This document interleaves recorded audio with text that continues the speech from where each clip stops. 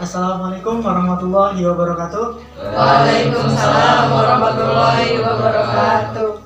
Alhamdulillahirabbil alamin. Teman-teman, sebelumnya izinkan saya memperkenalkan diri terlebih dahulu.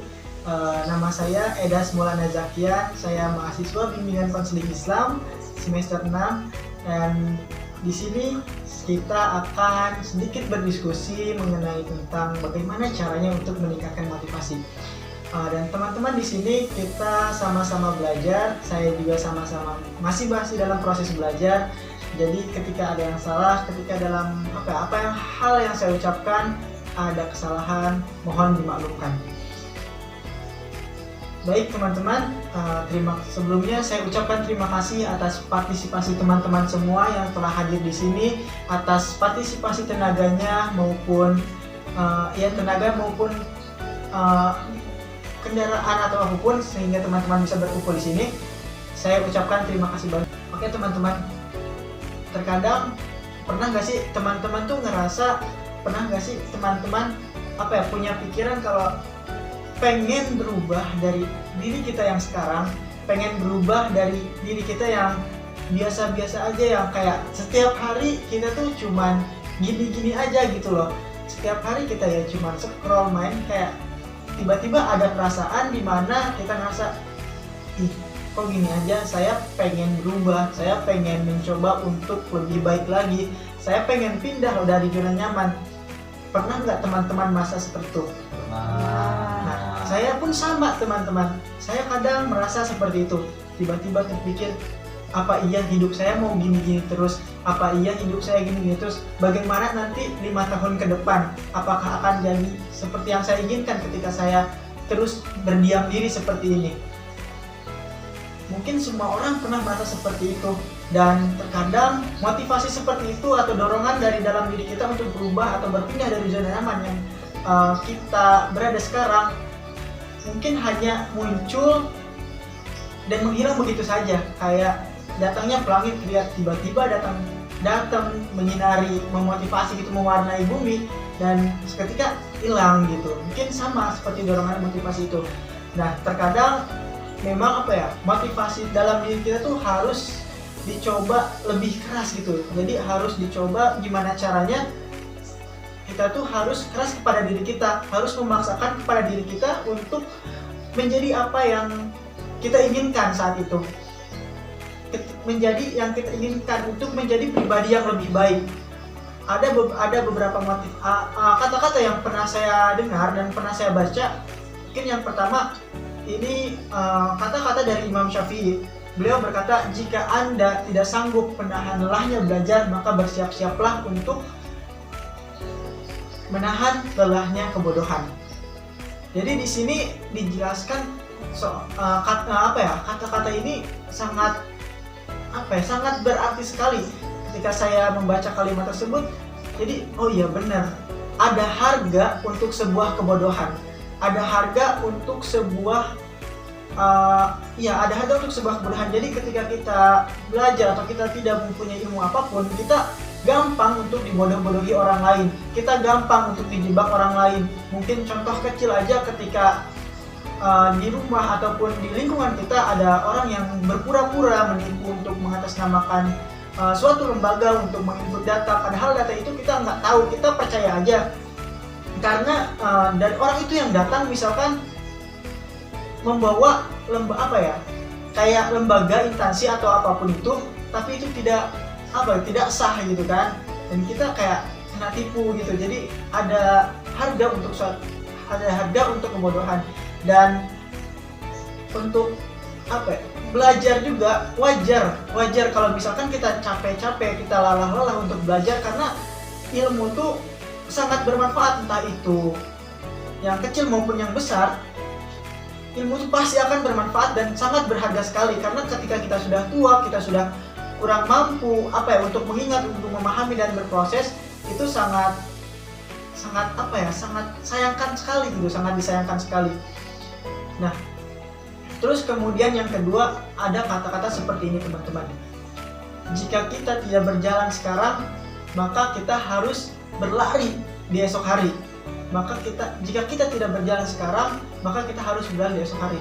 Contoh seperti ini, kita seorang mahasiswa atau seorang pelajar yang memiliki tugas kadang kita seperti ini, ketika sudah ada kita mendapatkan tugas dan memiliki jadwal waktu sesuai catatan kita, sesuai catatan dari dosen yang sudah ditentukan ataupun dari perusahaan misalkan, kadang kita menunda-nunda, nanti ajalah, masih ada 2 hari lagi, nanti ajalah, saya bisa SKS, nanti ajalah, waktunya masih lama. Tapi tanpa teman-teman sadari, ketika kita berpikiran seperti itu, maka bakalan kita tidak tahu apa hal yang akan muncul di kemudian hari. Tugas apa, mungkin ada yang lebih banyak lagi yang mungkin itu mepet banget waktunya. Jadi ketika kita mendapatkan suatu tugas atau apapun, kerjakan saja, jangan sampai menunggu-nunggu waktu. Seperti itu teman-teman. Terus ada juga kata-kata yang seperti ini yang saya baca. Oh iya, dan sebelumnya juga Habibie pernah berkata, kesalahan besar adalah muncul ketika hal-hal kecil yang kita sepelekan. Contohnya seperti tadi, seperti yang saya katakan tadi, ketika kita mendapatkan tugas dengan waktu tertentu tapi kita menunda-nunda, maka pasti akan muncul hal yang lebih berat, pasti akan muncul suatu tanggung jawab yang lebih berat seperti itu. Kemudian ada kata-kata seperti ini, yang rajin saja belum tentu mendapatkan, apalagi yang malas. Kadang kita sering bilang, nanti saya juga beruntung, nanti itu mah keberuntungan gitu kan, nanti itu mah hoki saya gitu. Tapi menurut saya keberuntungan itu datang dimana ketika kita memiliki kesiapan dan ada kesempatan. Contoh, misalkan ketika kita suatu saat kita ditawarkan kita ditawarkan suatu pekerjaan atau suatu jabatan. Tapi ketika kita tidak memiliki kesiapan, maka kesempatan itu saya yakin akan pindah kepada orang yang memiliki kesempatan, yang sudah siap untuk dirinya. Jadi beruntung itu bukan datang kepada orang yang tidak siap. Contoh misalkan nih, kita diangkat jadi kita dipilih atau kita dipercaya, tapi ketika untuk mengurus suatu lembaga atau mengurus suatu tingkat masyarakat misalnya, tapi ketika kita tidak memiliki kesiapan untuk itu, maka saya rasa itu juga kesempatannya akan pindah ke orang lain, keberuntungan itu akan pindah ke orang lain seperti itu. Terus saya juga pernah membaca ada kata-kata seperti ini, di saat kita bermalas-malasan, di luaran sana ada orang yang mati-matian untuk belajar.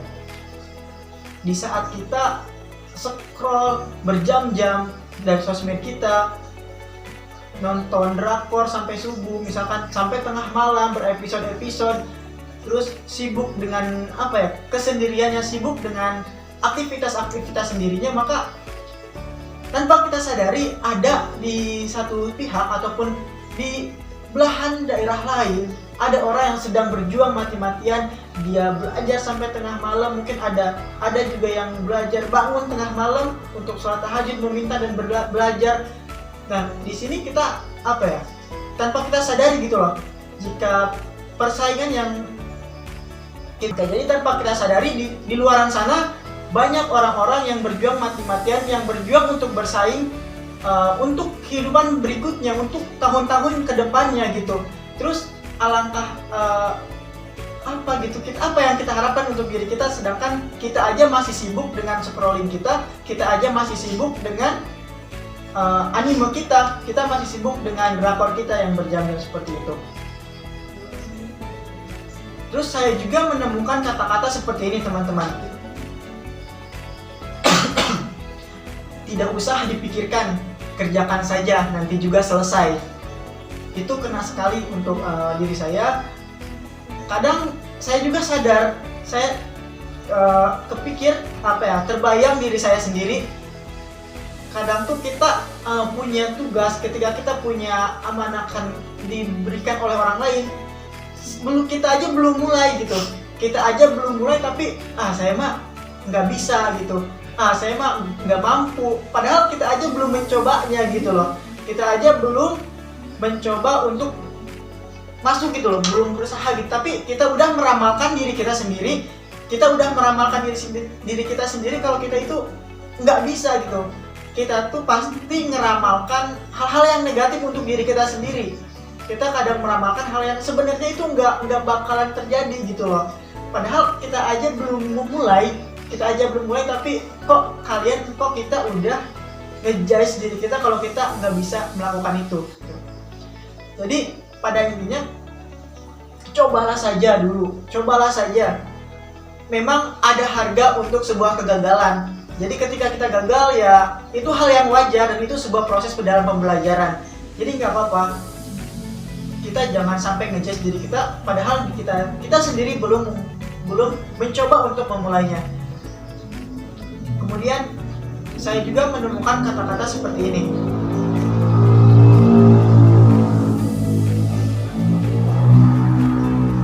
Terkadang kita terlalu fokus kepada orang lain, terkadang kita selalu fokus dengan penghasilan atau pencapaian orang lain. Kita selalu membandingkan diri kita dengan orang lain, tapi pada dasarnya musuh kita sendiri itu ya diri kita gitu loh.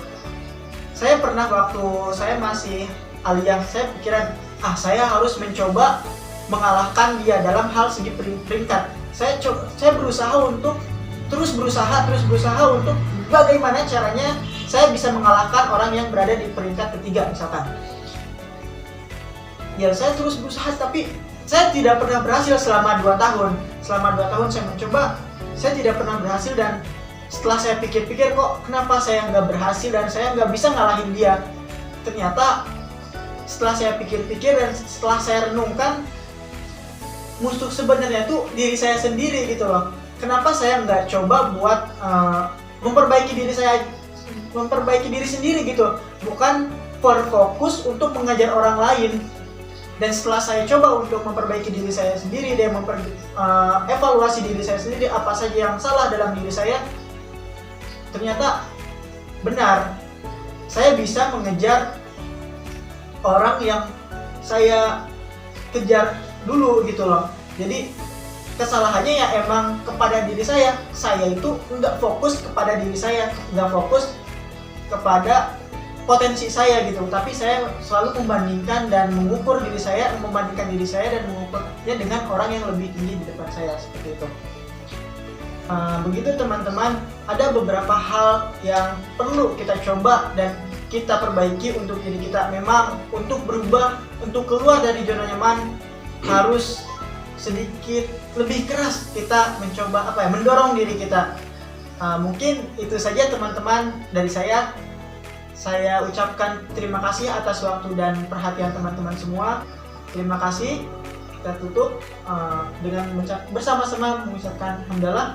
Alhamdulillahirabbil alamin. Assalamualaikum warahmatullahi wabarakatuh. Waalaikumsalam warahmatullahi wabarakatuh.